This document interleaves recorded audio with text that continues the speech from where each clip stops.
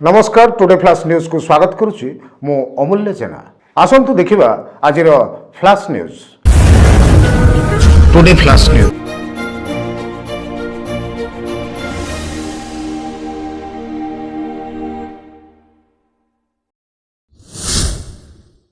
प्रवीण चलचित्र एवं मंच अभिनेता निर्देशक स्वर्गत अजित दास जन्मदिवस को स्मरणीय करने निमंते तांको द्वारा प्रतिष्ठित अभिनय जागृति इंस्टीट्यूट ऑफ थिएटर 14तम अजित जातीय नाट्य महोत्सव आरंभ करने को जाउछि बोली अनुष्ठान संपादिका डॉक्टर माया दास एक सांबादिक सम्मेलन में प्रकाश करिसेंते। यह आज जनवरी 23 तारिख पर्यंत भुवनेश्वर स्थित भंज कलामंडप मध्य परिवेषण करा जिवो। एही अवसर में अनुष्ठान पक्षर विभिन्न कलाकार निर्देशक एवं सांबादिकों को सम्मानित करा जिवो बोली डॉक्टर माया दास प्रकाश करिसेंते। टीम टुडे फ्लाश पेशा निशा एवं ताको लेखारे अनेक पाठक सृष्टि होइछ।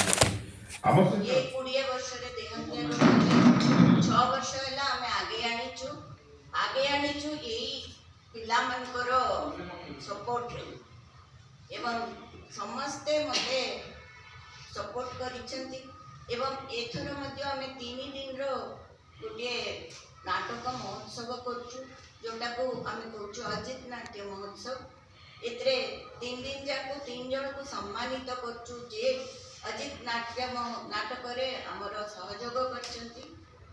प्रथम हैला अंतर्जामी पंडा, द्वितीय दिन पित्तवास सेनापति और तृतीय दिन होची प्रेमांजन परिडा एवं युव नाटक नाट्य सम्मान पाउछंती कान्हा किंबा के कृष्णा करो एवं तांकर अवदान को के भूलती नहीं भूली पारती नहीं। साधारण कलाकार को असाधारण कलाकार पर्यंत अजित सार समस्त पाखे प्रिय अत्यंत प्रिय। जो जातीय नाट्य महोत्सव अजितर शेष भेटी समकाल स्थान भंजकड़ा मंडप एवं आपण मानू समस्त को निवेदन ये नाट्य महोत्सव आपण प्रचार प्रसार दायित्व बहन करी साधारण दर्शकों को नाटक मंच पाखक आनिबारे आपणक साहाय्य पाई अजित आपण मान पाखरे कृतज्ञ रहिबो।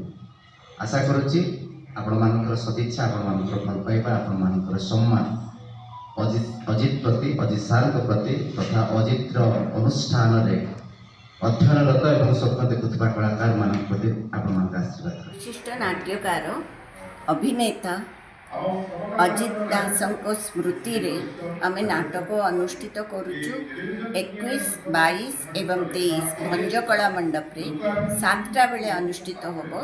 एतरे आमे किछटा कलाकार को सम्मानित मध्य करिबो। से होचंती अंतर्जामी पंडा, प्रभंजन परिडा, विकास सेनापति और के ये 4 जन एवं प्रणव जेटी को आम सम्मानित करिबो। यही कार्यक्रम आपन को केमति लागिला निश्चय जणाइबे। नमस्कार। Today flash news.